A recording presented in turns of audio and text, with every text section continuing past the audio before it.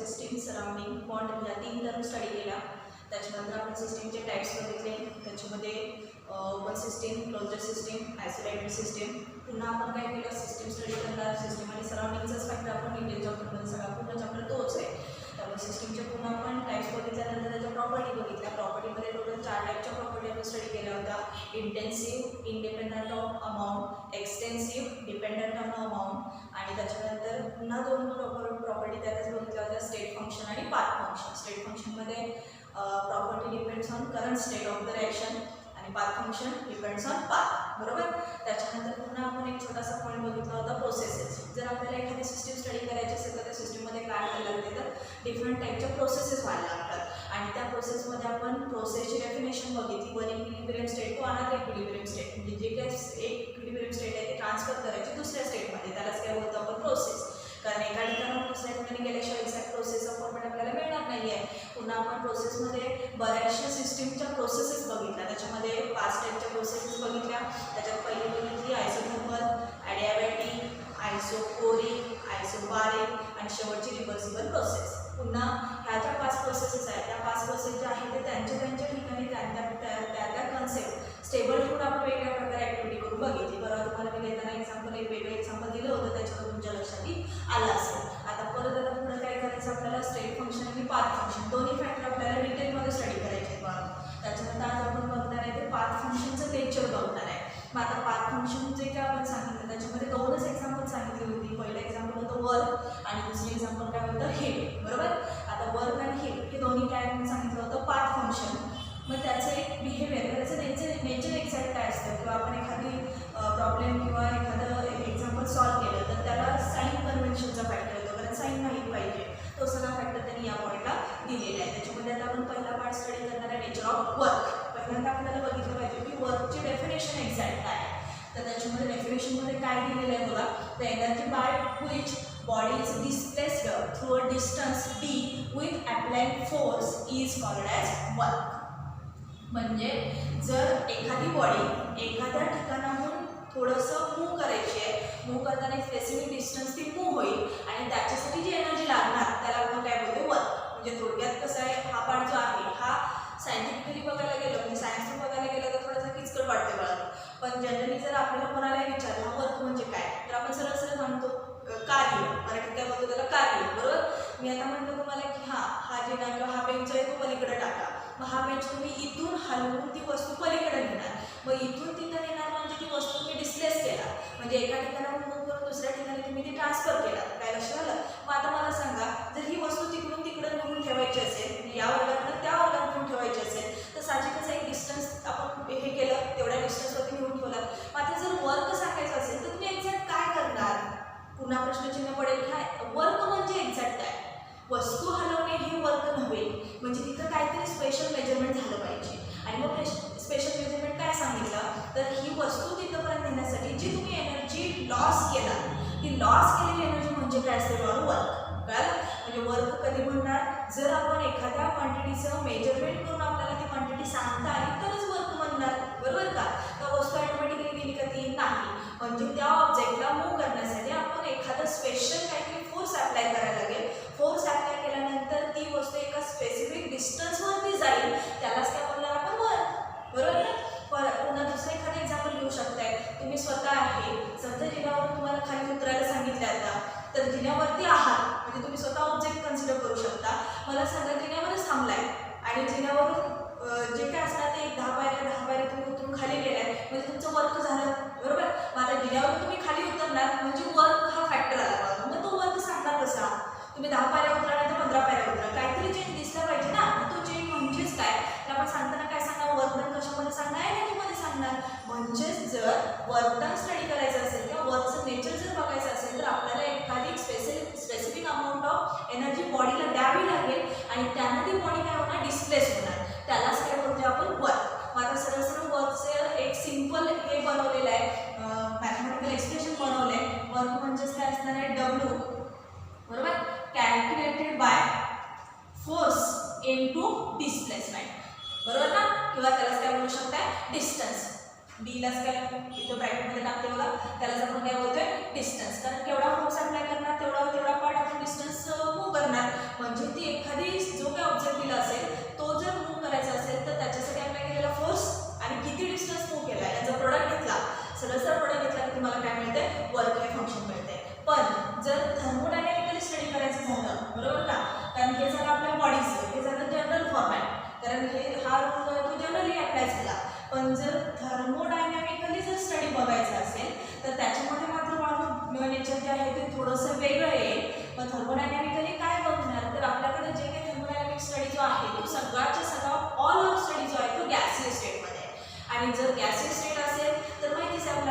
Work डनचे calculate करायला पाहिजे त्याला नुसतंच तुमचं जे काय असणार ते फोर्स आणि डिस्प्लेसमेंट चालणार नाही, कारण गॅसवरती फोर्स अप्लाय कसा करणार, ते डिस्टन्स मूव्ह कसं होणार, तर तेच डायरेक्टली कन्वर्ट करून कशामध्ये सांगितलं आहे, जर थर्मोडायनॅमिकली फंक्शनमध्ये वर्क जर तुम्हाला कॅल्क्युलेट करायचं असेल तर तो काय करायला लागतो, प्रोडक्ट ऑफ प्रेशर आणि व्हॉल्यूम. बरोबर, प्रेशर काय अप्लाय करायला, कारण गॅसेस स्टेटमध्ये आपण जेव्हा स्टडी करणार त्यावेळेला तिथं काय तुम्हाला म्हणजे फोर्स अप्लाय केलेला मिळणार नाही किंवा डिस्टन्स मूव्ह झालेला मिळणार नाही. म्हणजे गॅसेस स्टेटमध्ये बघायचं झालं तर एखादी पिस्टन टाकणार आपण, पिस्टनवरती प्रेशर अप्लाय करणार म्हणजे ते पिस्टन मूव्ह होईल, म्हणजेच गॅसेसमध्ये गॅसेस मॉलिक्युलची मूव्हमेंट होईल आणि मग तिथं तुम्हाला त्याचं व्हॉल्यूम जे व्हॉल्यूम चेंज झालेलं मिळेल. म्हणजे pressure, product of pressure and volume are called as work in thermodynamical function. Thermodynamical study करायचं असेल तर वर्क डन म्हणजे काय, प्रेशर व्हॉल्यूम यांचा प्रोडक्ट. बरोबर, आता जर समजा आपण याला इक्वेशन नंबर 1 असं कन्सिडर केला तर आता हे प्रूव्ह केलं पाहिजे ना pressure volume exactly work done येते का, किंवा वरचं सांगितलेलं स्टँडर्ड स्टेटमेंट जे आहे ते त्याला अप्लाय होतं का, तर त्याच्यामध्ये सरळ सरळ तुम्ही प्रेशरची डेफिनेशन सांगू शकताय. सिन्स प्रेशर इज डिफाइंड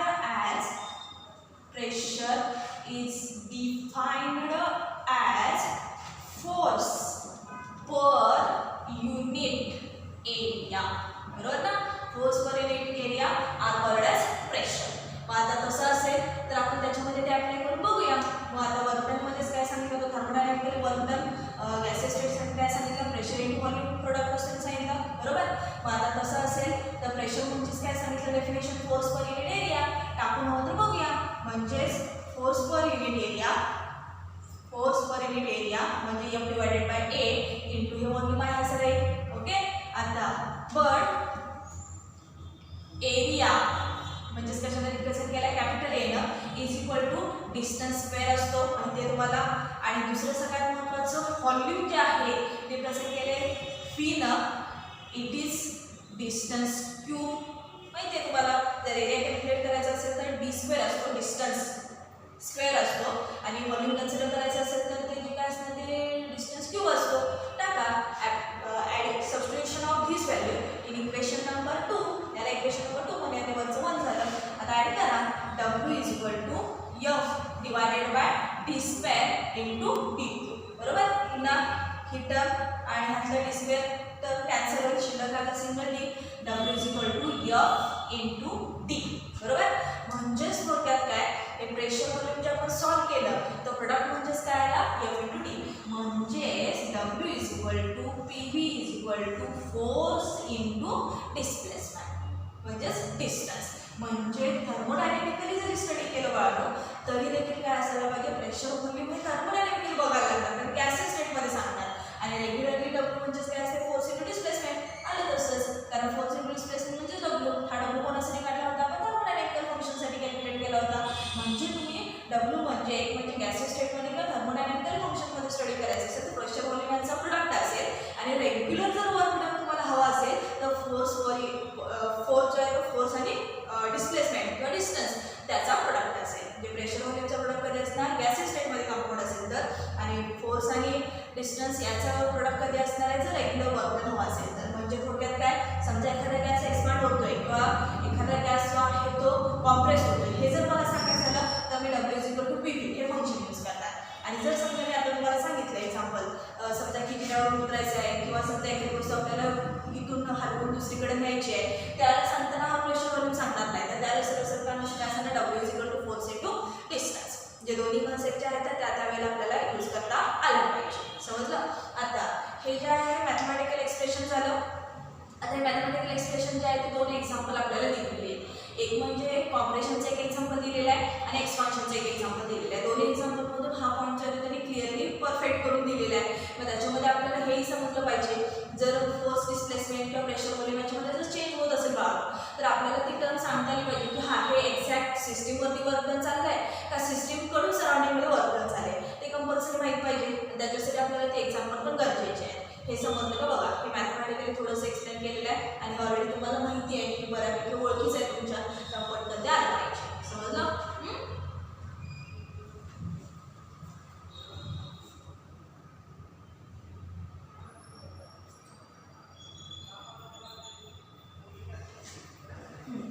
त्याच्यानंतर आपण दोन एक्झाम्पल त्याच्यामध्ये बघणार आहे. आता जे इक्वेशन आपण डिराईव्ह केलं म्हणजे वर्क डन जे आहे ते वर्क डन कॅल्क्युलेट करायचं असेल तर थर्मोडायनॅमिकल फंक्शन ते प्रेशर व्हॉल्यूम याचा प्रोडक्ट असतो आणि जर रेग्युलर वर्क डन पाहिजे असेल तर फोर्स आणि डिस्प्लेसमेंट याचा प्रोडक्ट असतो. हे कन्फर्म झालं. आता त्यांनी थर्मोडायनॅमिकली दिलं कारण आपल्याला चॅप्टर बघायचं आहे थर्मोडायनॅमिक्स, बरोबर ना. तर थर्मोडायनॅमिकली जर स्टडी करायचं असेल तर आपल्याला 2 एक्झाम्पल दिलेले आहे. 2 एक्झाम्पलमधून तुम्हाला एक्झॅक्ट वर्क म्हणजे काय असते ते 100% लक्षात येणार कारण त्याचं पार्ट आणि हे सगळंच त्यांनी दिले. समजा की एक पहिलं एक्झाम्पल दिले त्यांनी डिकम्पोजिशन ऑफ हायड्रोजन पेरॉक्साईड. म्हणजे फॉर्म्युला काय H2O2. समजा डिकम्पोजिशन करायचं मी ट्वाईस मॉलिक्युल घेते लिक्विड स्टेटमध्ये आहे बाजू आणि converted into twice H2O liquid plus O2 in the form of gas. समजा मी डायग्राम काढले. डायग्रामेटिकली शक्यतो एक्सप्लेन करणं गरजेचं आहे. तुम्हाला एक डायग्राम जे आहे त्या कंपल्सरी काढावे लागते. समजा एक बीकर घेतलेली आहे, त्याच्यामध्ये समजा याच्यामध्ये हायड्रोजन पेरॉक्साईड हा लिक्विड स्टेटमध्ये आपण घेतलेलं आहे बघा. म्हणजे एक स्पेसिफिक अमाऊंट आपण हायड्रोजन पेरॉक्साईड घेतलं आहे म्हणजे H2O2 लिक्विड स्टेट. हा पार्ट जो कसं असणार आहे बिफोर रिॲक्शन आणि हा पार्ट काय होणार आहे आफ्टर रिॲक्शन. डायग्रामवरून लगेच क्लिअर झालं पाहिजे. ज्याला आपण ह्याच्यावरती एक्सटर्नल प्रेशर अप्लाय केलेलं असणार म्हणजे अपोजिट एक्सटर्नल प्रेशर आहे त्याच्यावरती ॲटमॉस्फिअरिक प्रेशर आहे. पिस्टन फक्त मी टाकले लिक्विड स्टेट आहे, पिस्टन फक्त मी त्याच्यावरती टाकली, प्रेशर वगैरे काही केलं नाही, नॉर्मल स्टेटला तुम्हाला तो लिक्विड स्टेटला मिळेल. जेव्हा डिकम्पोजिशन स्टार्ट करणार बाळू ॲटोमॅटिकली काय होणार ज्यावेळेला मी याच्यावरती ती पिस्टन टाकणार त्याला पिस्टन जे आहे तर ती प्रेस झाल्याबरोबर आपल्याला त्याच्यामध्ये प्रेशर जे आहे प्रेशर रिमूव्ह केलं की 2 कंडिशन्स मिळणार. ती पिस्टन जी आहे ती समजा या डिस्टन्सवरती आहे ती ॲटोमॅटिकली मूव्ह काय जाणं वरती जाणार म्हणजे तुमचं लिक्विड स्टेटमधलं हे H2O मिळेल पुढे दिलेलं आहे बघा डिकम्पोजिशन केल्यानंतर आणि हा जो पार्ट हा गॅसियस स्टेटमध्ये मिळेल. म्हणजे जोपर्यंत तुम्ही त्याच्यावरती म्हणजे त्या लिक्विडवरती प्रेशराईज करून पिस्टन ठेवले तोपर्यंत लिक्विड स्टेटमध्ये राहील, बरोबर. म्हणजे थोडक्यात तुम्ही काय केलं हा पार्ट जो आहे तो पहिल्यांदा तुम्ही कॉम्प्रेशन करून काय लक्षात आलं का बघा हायड्रोजन पेरॉक्साईड जो आहे तो लिक्विड स्टेटमध्ये ठेवला म्हणजे थोडक्यात काय केलं आपण कॉम्प्रेस करून त्याला त्या एका स्पेसिफिक कंडिशनमध्येच ठेवलं होतं. जेव्हा आपण याच्यावरचं प्रेशर रिमूव्ह करू म्हणजे जे काय आपलं हे वरून जे प्रेशर होतं ना ते रिमूव्ह करू ॲटोमॅटिकली पिस्टन मूव्ह होईल. मूव्ह होताना ती काय होणार एक्सपांड होणार म्हणजे तिची ओरिजिनल स्टेट जी आहे ती इथं होती इथून ती इथंपर्यंत गेली आणि जेव्हा ती जाणार त्यावेळेला जे आपण प्रेशरायझर करून ऑक्सिजन आणि हायड्रोजन गॅसियस स्टेटमध्ये होते ते लिक्विड बनवले होते. आता ॲटोमॅटिकली प्रेशर रिमूव्ह झाल्यावर काय होणार वॉटर जे आहे ते लिक्विड स्टेटमध्ये राहणार आणि फ्री मॉलिक्युलर ऑक्सिजन जो आहे तो गॅसियस स्टेटमध्ये जाणार. म्हणजे तुम्हाला ह्या वरच्या पार्टमध्ये पूर्ण सगळा गॅस कंपार्टमेंट बरोबर लिक्विड स्टेटमधलं वॉटर इथं राहिलं. मग आता ह्याच्यावर तुमच्या काय लक्षात आलं तर पहिलं म्हणजे याच्यामध्ये काय झालं वर्क ऑन द सराउंडिंग बरोबर ना. सराउंडिंग वरती वर्क पण झालं कारण ही आपली सिस्टीम आहे बाहेरचं ॲटमॉस्फिअर सराउंडिंग आहे म्हणजे इकडून एनर्जी लॉस झाली. म्हणजे दुसरं काय झालं तिथं कंडिशन एनर्जी लॉस झाली बाय सिस्टीमकडून एनर्जी जी आहे ती काय झाली लॉस झाली. ज्याला वर्क ऑन द सराउंडिंग असेल बरोबर ना त्याला थोडक्यात काय आपण सांगितलं जे काय वर्क झालं आहे ते प्रेशर व्हॉल्यूम जे आहे ते काय झालं एक्सपान्शन झालं. म्हणजे एक्सपान्शन म्हणजेच काय एक्सपांड होणं म्हणजे हा गॅसियस स्टेटमध्ये हे एवढ्याच्या ह्याच्यामध्ये होतं प्रेशर रिमूव्ह केल्याबरोबर पिस्टन वर गेल्यानंतर गॅसियस मॉलिक्युल जे आहे ते वरती सरकली लिक्विड स्टेट जे आहे ते आहे अशी राहिली. कारण तुम्हाला माहितीच आहे गॅस जो आहे तो टॉप पोर्शनला जाणार लिक्विड स्टेट जे आहे ती बॉटम पोर्शनला राहणार. म्हणजे थोडक्यात हे लक्षात आलं का बघा सिस्टीमकडनं सराउंडिंगमध्ये एनर्जी गेली आणि जे एनर्जी लॉस झाली म्हणजे energy loss by system to surrounding म्हणजे वर्क डन होताना कसं झालं work done on the surrounding by the system सिस्टीमकडून वर्क डन सराउंडिंगमध्ये झालं. आणि याच वेळेला जर बघितला तर याच्यातून जी काही लॉस झालेली एनर्जी आहे तीच म्हणजे काय असणार आहे आपलं वर्क डन असणार आहे बरोबर ना. कारण ह्या सिस्टीममध्ये कसं आहे जसं एक्सपान्शन होणार तसं एनर्जी लॉस होणार.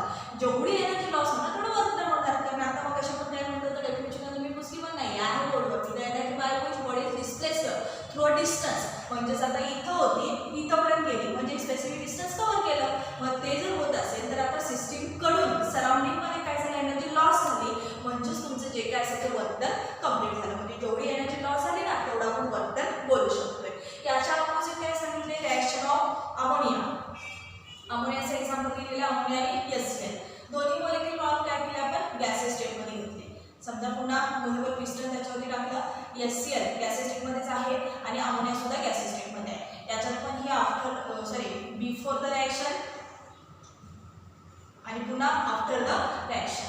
आता याच्यामध्ये मात्र काय होणार बघा याच्यात हे जे आहे गॅसियस स्टेटमध्ये आहे आपण दोन्ही गॅस एक स्पेसिफिक अमाऊंटमध्ये फुलफिल केले त्याच्यावरती काय टाकलेले आपण पिस्टन टाकलेली आहे. पुन्हा ती पिस्टन जी आहे ती पिस्टन ओरिजिनल पोर्शन इथं आहे पुन्हा काय केली मी ती थोडीशी मूव्ह केली by using opposing external pressure, वरून प्रेशरायझर केलं, इकडं मी आधी प्रेशरायझर केलेलं. आता काय केलं मी, आधी प्रेशरायझर केलं नव्हतं, आधी गॅसेस मोलिक्युल ते जे काय असेल ते त्या बीकरमध्ये भरले होते आणि जेव्हा आपण आफ्टर द रिॲक्शन बघणार त्याला पिस्टन जे आहे ते एक्सटर्नल प्रेशरनं काय केली, मी मूव्ह केली. मूव्ह केल्यानंतर इथला गॅसेस स्टेट जो आहे तो फॉर्मेशन काय करणार, NH4Cl सॉलिड स्टेटमध्ये. रिॲक्शन पाहायची असेल तर ही रिॲक्शन घेऊ शकता, NH3 in the form of gas plus CaCl in the form of gas.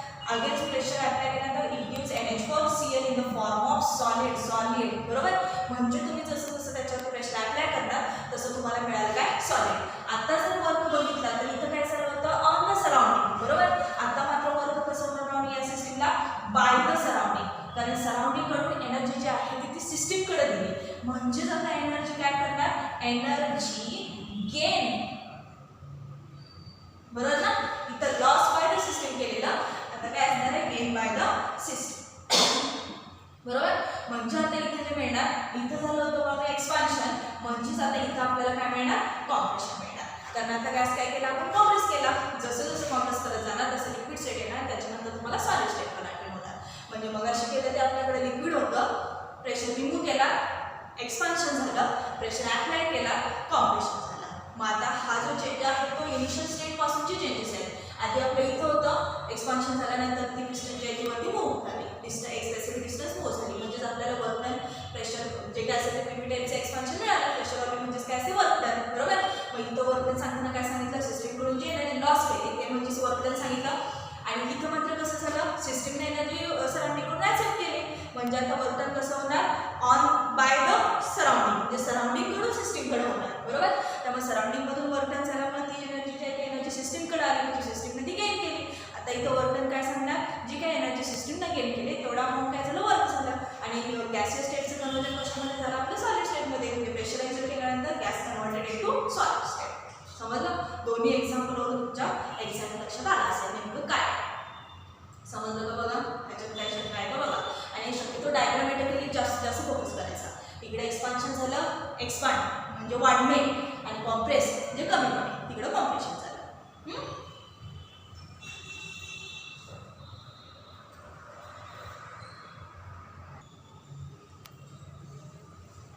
त्याच्यानंतरचा पुढचा पॉईंट आहे, जसं नेचर ऑफ वर्क बघितलं ना, तसं आता आपण काय स्टडी करणार, नेचर ऑफ हीट. हीटमध्ये मात्र मॅथमॅटिकली वगैरे काय म्हणजे जे काय असेल ट्रान्सफॉर्मेशन एक्सप्लेन करता येत नाही.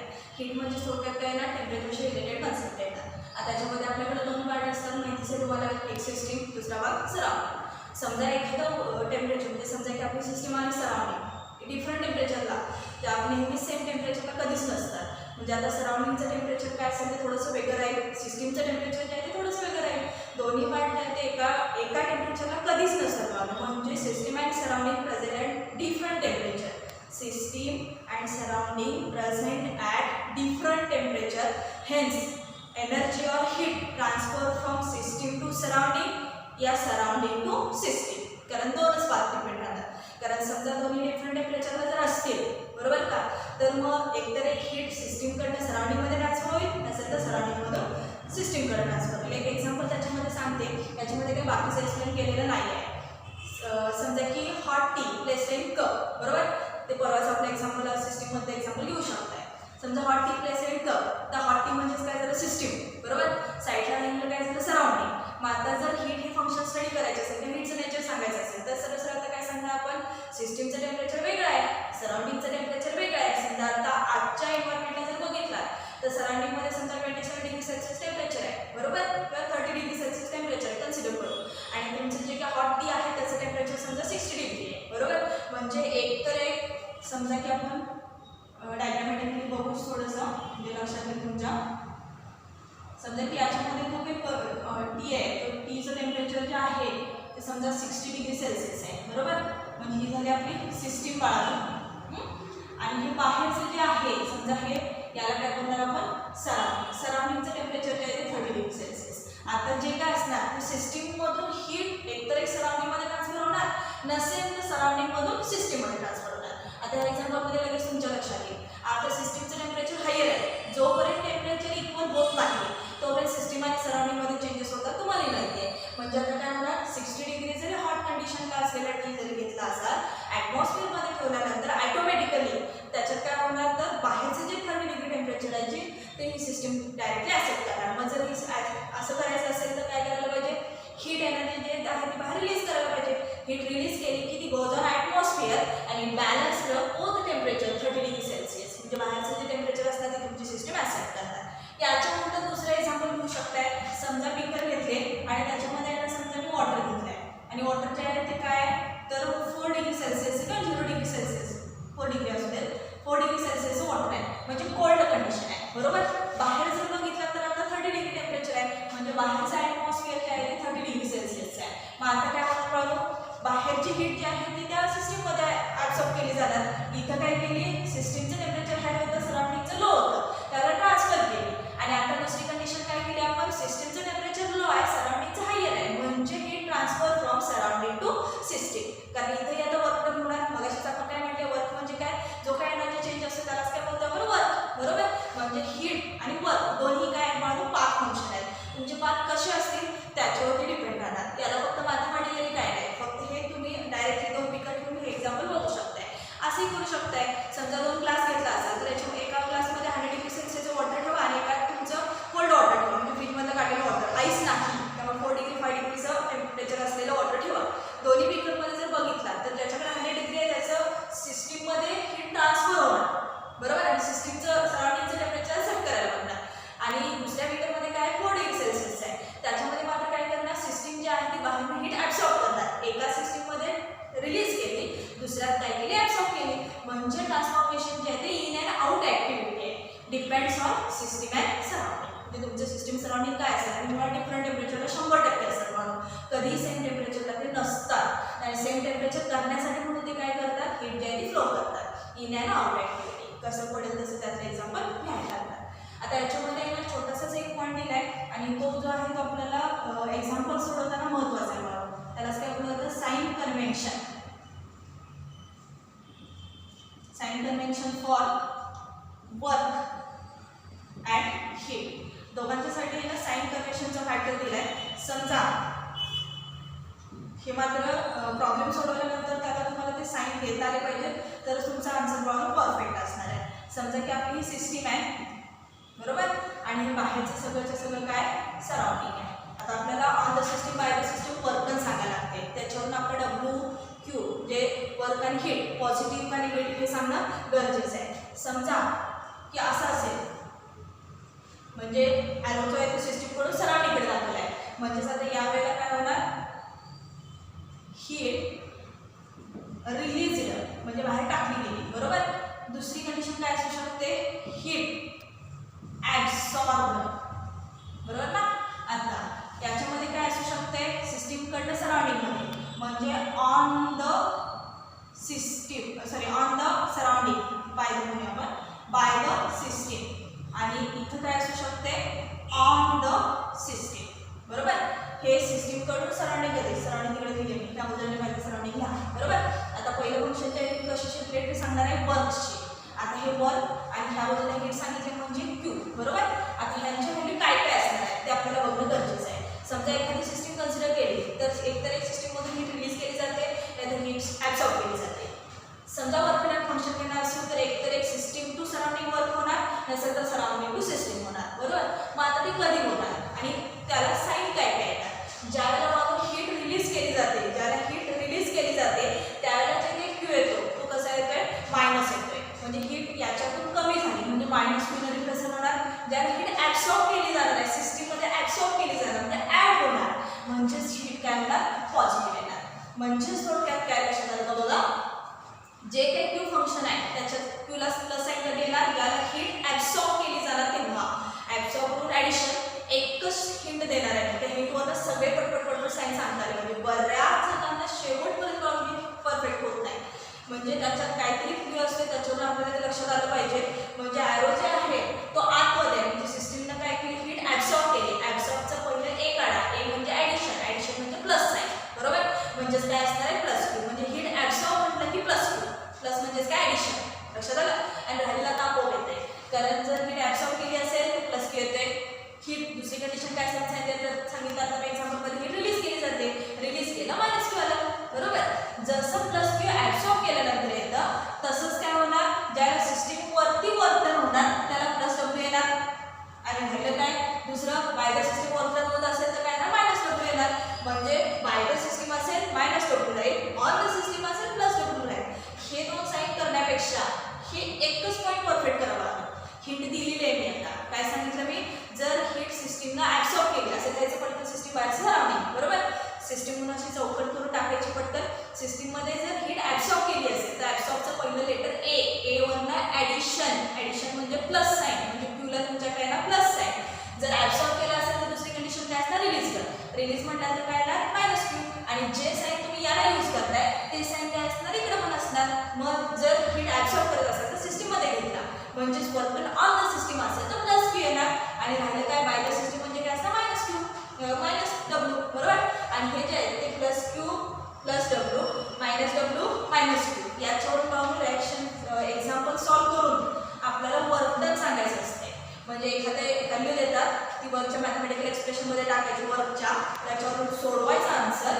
आलेला आन्सर त्याला जर प्लस साईन असेल, डब्ल्यू जर पॉझिटिव्ह आला तर वर्क डन काय असतं ऑन द सिस्टीम. ते माहीत असायला पाहिजे, ते इतकं परफेक्ट होणार. हा गेली नीटसाठीचा अतिशय महत्त्वाचा फॅक्टर आहे. व्यवस्थित परफेक्ट करा, कसंही करा पण परफेक्ट पाहिजे. आणि जर तो ती व्हॅल्यू जर निगेटिव्ह आली तर मात्र काय असणार आहे बाय द सिस्टीम. जर निगेटिव्ह आली तर बाय द सिस्टीम, निगेटिव्ह आली तर काय असणार हिट रिलीज केली. समजा हिट विचारलं किंवा हिट फंक्शन जरी विचारलं तर त्यावेळेला आपल्याला सांगता आलं पाहिजे क्यू जो असणार हिट जे असणार ती काय असणार आहे निगेटिव्ह असणार आहे. काय सांगितलं लक्षात आलं. ज्याला प्रॉब्लेम सोडवलं चालू त्याला तुमच्या लक्षात येणार ते नेमकं काय विचारलं. कारण 3 मार्काचा क्वेश्चन असतोय, 2 मार्क वर्धन काढायला असतात आणि साईन वर्कला 1 मार्क असतो. 3 मार्काचा प्रॉब्लेम जो आहे तो असा डिवाइड, आणि साईन वरनं सांगायचं म्हणून ऑन द सिस्टीम का बाय द सिस्टीम, म्हणजे सोडवून आन्सर